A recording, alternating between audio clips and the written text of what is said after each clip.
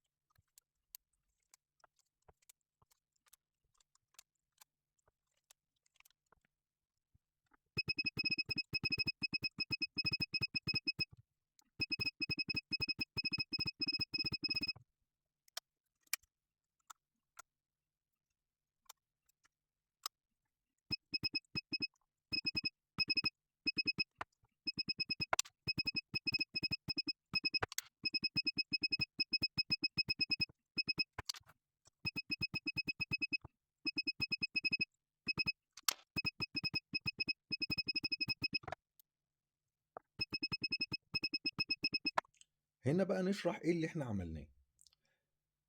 لازم نعرف إن البطارية ال 48 فولت الليثيوم أيون بتدي قيمة جهد 54.6،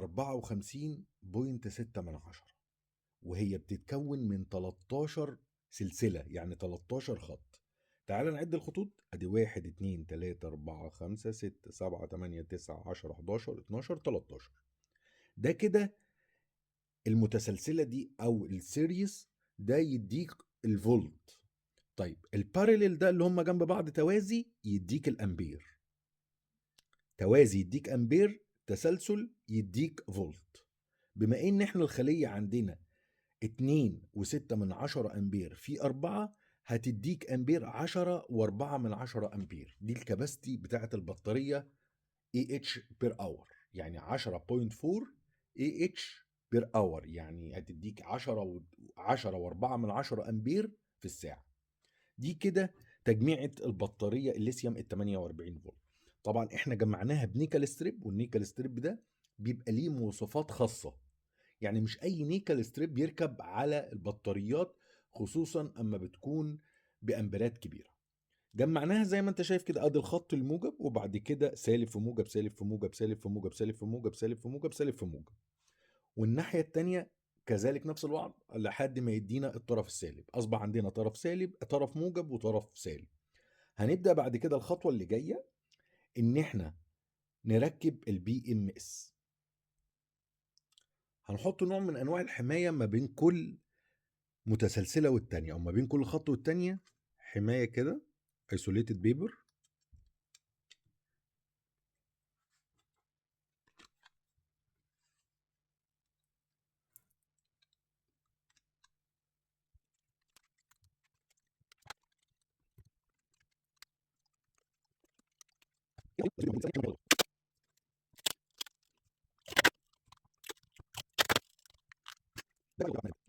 تكون معاك نظيفه ومش مسوده او محروقه عشان تضمن سلاسه تيار للبطاريه. المرحله الجايه هنركب البي ام اس، والبي ام اس بتاعتنا بتبقى 13 اس 50 امبير.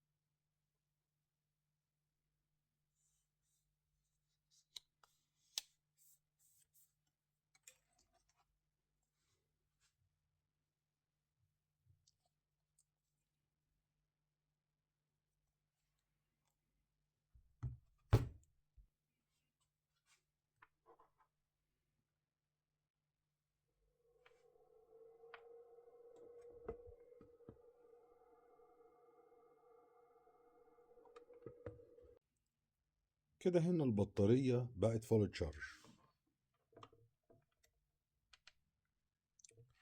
الليد ما تحولش من من الاخضر للاحمر، بقت خلاص كده ايه فول تشارج.